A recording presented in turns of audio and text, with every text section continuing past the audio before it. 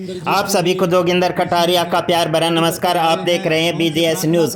खबर गुरुग्राम से। गुरुग्राम में आज जाट कल्याण सभा सेक्टर 10 द्वारा जाट भवन के निर्माण के उपलक्ष्य में भूमि पूजन किया गया। इस भूमि पूजन में मुख्य अतिथि राज्य मंत्री भारत सरकार राव इंद्रजीत जी पहुंचे। यह प्रोग्राम सुभाष बराड़ा सांसद राज्यसभा की अध्यक्षता में हुआ और वहां पर सुभाष बराड़ा ने जाट भवन में 11 लाख का योगदान दान राशि दी। बने रहिए हमारे डिजिटल प्लेटफॉर्म पे। आगे देखिए सुभाष बराड़ा जी का संबोधन। आज की अध्यक्षता कर रहे श्री राज्यसभा सांसद श्री सुभाष बराड़ा जी से रिक्वेस्ट करूंगा कि वो आए और हमारा मार्गदर्शन करें। धन्यवाद।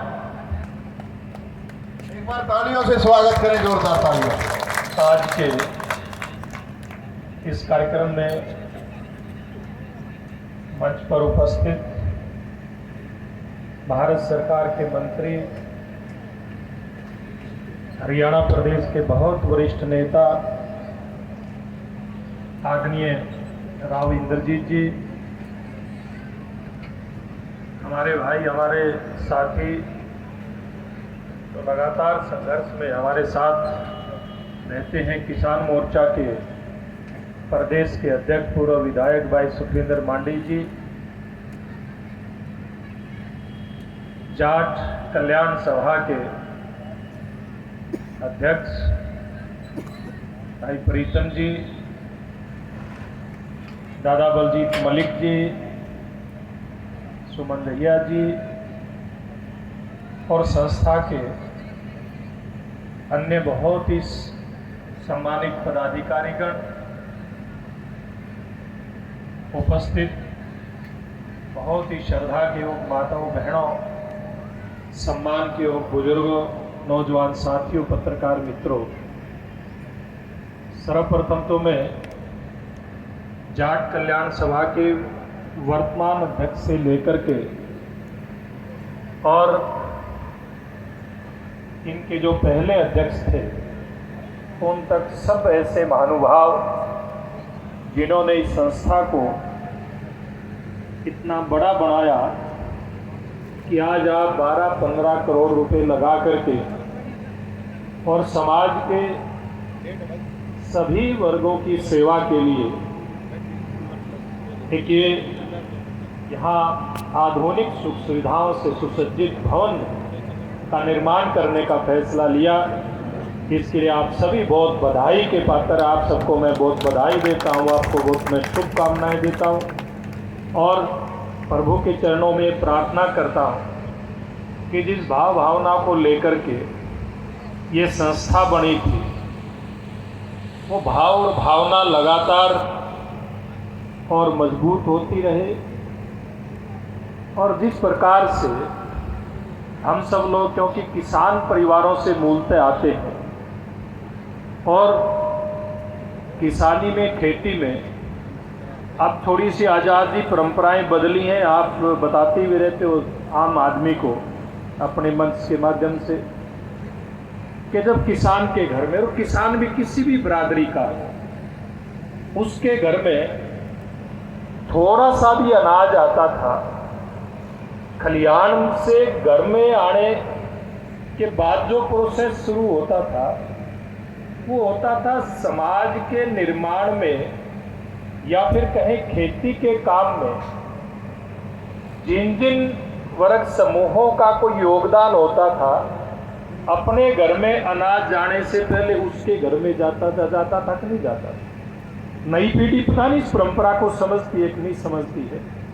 ये कोई केवल हमारी 2-3 पुरानी पीढ़ियों की परंपरा नहीं है। ये जो भारतीय संस्कृति है जिसमें वसुधैव कुटुंबकम कहा गया, पूरे दुनिया को एक परिवार कहा गया, उस परिवार का मूल मंत्र है। और जैसे यहाँ सरदार इंद्रजीत जी बैठे हैं, बाद में खालसा पंथ की स्थापना भी हुई, वहाँ भी एक बात कही गई कि किरत कर और वंड छक, यानी कि काम करो और बांट के खाओ। और ये लगातार ये परंपरा हमारी आगे बढ़ती आ रही है और अब इस वर्तमान पीढ़ी की जिम्मेवारी है। और अगर हम गुरुग्राम की बात करें तो आप सब ने इस संस्था के अध्यक्ष के नाते भाई प्रीतम जी को जिम्मेवारी दी है। तो प्रीतम जी की अध्यक्षता में हमारा वही भाव बांट करके खाने का, सबकी मदद करने का, सबको साथ लेकर के चलने का, सर्वे भवन्तु सुखिनः सर्वे सन्तु निरामया सर्वे भद्राणि पश्यन्तु मा कश्चित् दुःखात् भवेत्, इस प्रकार का जो भाव है हमारी संस्कृति का, उस भाव को आगे बढ़ाने की जिम्मेवारी आप सभी जो इस संस्था के पदाधिकारी यहाँ पर उपस्थित हैं, इस संस्था को जिन्होंने पोषित करना है, जिन्होंने इन संस्था को अपनी नेक कमाई से इसको मजबूती प्रदान करनी है, क्योंकि पैसा बेशक सब कुछ नहीं हो, लेकिन पैसा बहुत कुछ है। पैसे से ही सारे काम होंगे, पैसे से ही जमीन आई है, पैसे से ही इस बड़े भवन का निर्माण होगा और अन्य काम भी इसी से चलेंगे।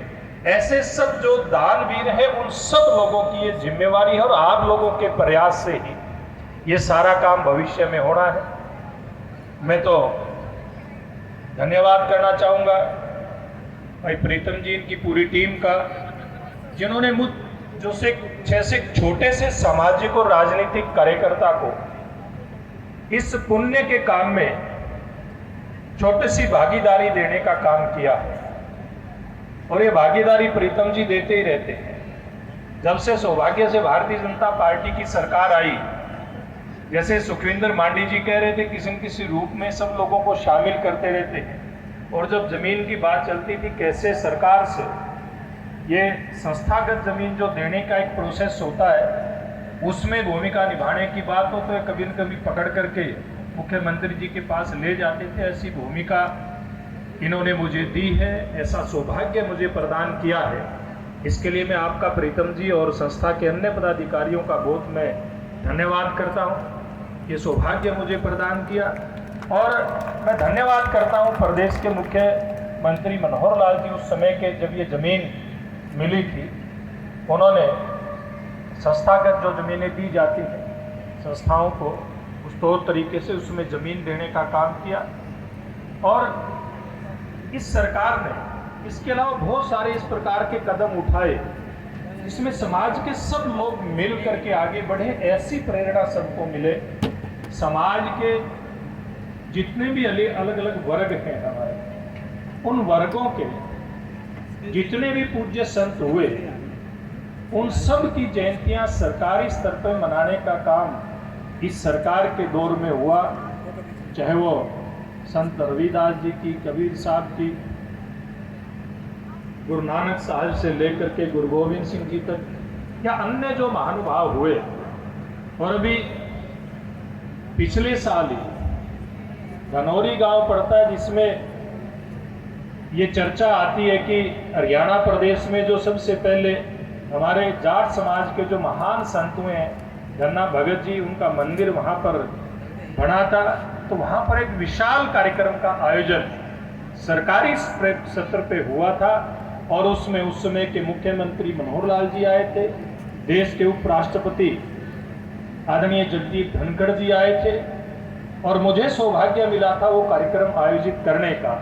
और उसमें उस समय की सरकार ने, उस समय के मुख्यमंत्री मनोहर लाल जी ने एक बहुत बड़ा काम किया था, समाज के लिए एक यादगार देने का काम किया था। जींद में जो मेडिकल कॉलेज बन रहा है, उसका नाम धन्ना भगत जी के नाम से करने की घोषणा की थी। आज सबसे बड़ा मेडिकल कॉलेज जो बन रहा है जींद के अंदर। और गांव धनौरी में हमारी बहन बेटियों के लिए एक कॉलेज की घोषणा की थी, जिसकी क्लासेस वहाँ पे शुरू हो चुकी हैं।